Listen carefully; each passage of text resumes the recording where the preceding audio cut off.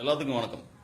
இப்ப தமிழ்நாட்டில் நடந்துகிட்டு இருக்கிற இந்த கேவலமான அரசியல் விளையாட்டை நினைச்சு பார்க்குறப்ப என்ன சொல்றதுன்னு தெரியல.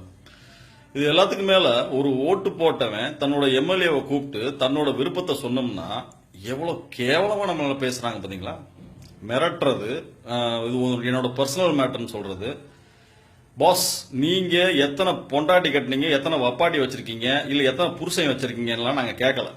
நாங்க ஓட்டு போட்டு தேர்ந்தெடுத்த சட்டமன்ற உறுப்பினர்கிட்ட எங்களோட விருப்பத்தை சொல்றோம். இதை நீங்க நல்லா தெரிஞ்சுக்கங்க. உங்க மொகரக்கட்டைக்கு எவனும் ஓட்டு போடல. நாங்க ஓட்டு போட்டது ஜெயலலிதாங்கிற ஒற்றை தலைமைக்கு, அந்த அம்மாவோட ஆளுமைக்கு. அந்த இடத்துல இருந்த அவங்க வந்து ஓட்டு கேட்டதுனால அவங்களுக்காக போட்ட ஓட்டு தான் இன்னைக்கு நீங்க போய் எம்எல்ஏ உட்காந்துருக்கீங்க. இதுல வந்து உனக்கு ரோடு வேணும்னா சொல்லு, பா வேணும்னா சொல்லு, லோன் வேணும்னா சொல்லு, தண்ணி வேணும்னா சொல்லு, லைட் வேணும்னா சொல்லு. இது என்னோட பர்சனல் மேட்டர்லாம் சொல்லக்கூடாது. போலீஸை வச்சு மிரட்டுவேன் அப்படின்னா என்னையா நினைச்சிட்டு இருக்கீங்க? இன்னும் உங்க தனிப்பட்ட முறையில் நீங்க வந்து என்னமோ நின்று ஜெயிச்சு வந்த மாதிரியும், இல்ல சசிகலா அவங்ககிட்ட போய் இந்த எம்எல்ஏ பதவியை போய் காசு கொடுத்து வாங்கிட்டு வந்த மாதிரிலாம் பேசிட்டு இருக்கீங்க. நாங்க போட்டு தேர்ந்தெடுத்த ஆளுக தான் நீங்க. அப்ப எங்களுக்கு மரியாதை கொடுக்கல அப்படின்னா அப்புறம் நீங்க என்ன எதுக்கு எம்எல்ஏவா இருக்கணும்? ராஜினாமா பண்ணிட்டு போங்க. என்ன நினைச்சிட்டு இருக்கீங்க? இதுல இந்த சிஆர் சரஸ்வதி, கோகுல இந்திரா, வைகை செல்வன், உங்களை தான் மக்கள் தான் ஓட்டு போட்டு தோக்கடிச்சு உட்கார வச்சிட்டாங்க மூலையில. வாய் மைக்க வந்து நீட்டினா அம்புட்டு வாய், என்ன வேணாலும் பேசுவீங்க நீங்க. போய் என்னத்த சொல்றது, நம்மால காமெடி பீஸ் நம்ம நாசா யோ, நம்ம வைக்க கூட சொம்பு தூக்கிட்டு அத்தனை வருஷமா இருந்தோம். அதுக்கப்புறம் ஒத்த இனோவா காரை அந்த அம்மா கொடுத்ததுக்கு அப்புறம் இங்கிட்ட வந்து உட்காந்துட்டோம். அந்த ஒத்த இனோவா காருக்கே நம்ம அரை மணி நேரம் வீடியோ பேசினவங்க, பேட்டி கொடுத்தவங்க. இந்த இனோவா காரில் பயணம் செய்வது அப்படி இருக்கிறது இப்படி இருக்கிறது. நீ எல்லாம் உன் கெட்ட கேடுக்கு அண்டங்காக்காங்கிற எக்ஸ்ட்ரா லக்கேஜுங்கிற மூடு. உன் மொகரக்கட்டை என்னங்கிறது எங்களுக்கு தெரியும்.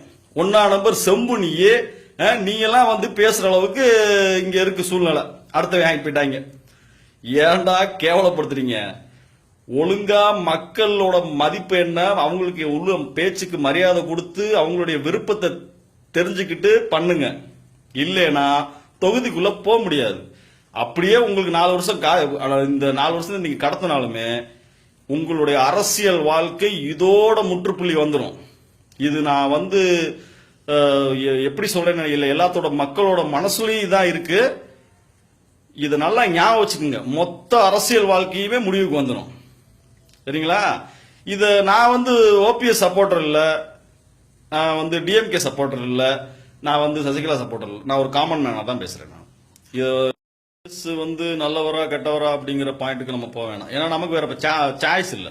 இப்ப இந்த சசிகலாங்கிற இந்த கும்பல்கிட்ட இருந்து இந்த கட்சியையும் ஆட்சியையும் காப்பாற்றணும்னா வேற வழி இல்லாம தான் நம்மளும் ஓபிஎஸ் சப்போர்ட் பண்ணிட்டு இருக்கோம். முதல்ல இந்த கட்சியை வந்து அவங்ககிட்ட இருந்து வெளியே கொண்டு வந்து அட்லீஸ்ட் நம்ம பாக்குற ஒரு சாமானிய மனுஷனா இந்த இவர் இருக்காரு, ஒரு நார்மலா ஒரு போறாரு, ஒரு கோயில் கும்பாபிஷேகத்தை கலந்துக்கிறாரு, ஒரு 10 கார் 20 கார் இல்லாம நார்மலா போறாரு வர்றாரு. இந்த மாதிரி ஒரு சாமானிய மனுஷனை தான் நம்ம எதிர்பார்க்கிறோம். அதனாலதான் வேற வழி இல்லாம நம்ம ஓபிஎஸ் சப்போர்ட் பண்றோம். சரிங்களா? இப்ப நீங்க எல்லாம் என்ன சொல்லிட்டு இருக்கீங்க? இந்த ஓஎஸ் மணிங்கிற என்ன சொல்றாரு, காசு கொடுத்து ஓபிஎஸ் ஆளறிக்கி விட்டானா? ஏலே ஐயோ சாமி. அப்புறம் வேற என்ன, இதுக்கு ரொம்ப ஓபிஎஸ் சப்போர்ட் பண்ணி பேசணும்னா நம்ம வந்து ஆர்எஸ்எஸ், பிஜேபி, இல்லைன்னா டிஎம்கே, இதுக்கும் மேல ஒரு சொல்றாங்க சமூக விரோதிகள். ஒட்டுமொத்த மக்களையும் சமூக விரோதிகள் சொல்றீங்க. நல்லா இருக்கு, நடத்துங்க.